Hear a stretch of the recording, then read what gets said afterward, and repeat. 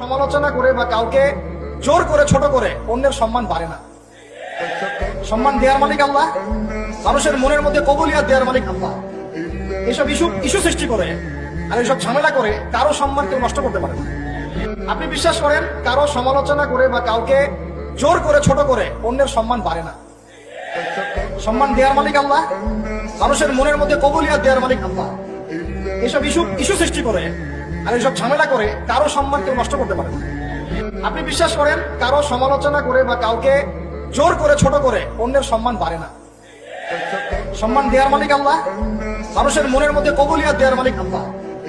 এসব ইস্যু সৃষ্টি করে আর এসব ঝামেলা করে কারো সম্মান কেউ নষ্ট করতে পারে না। আপনি বিশ্বাস করেন কারো সমালোচনা করে বা কাউকে জোর করে ছোট করে অন্যের সম্মান বাড়ে না। সম্মান দেওয়ার মালিক আল্লাহ, মানুষের মনের মধ্যে কবুলিয়াত দেওয়ার মালিক আল্লাহ।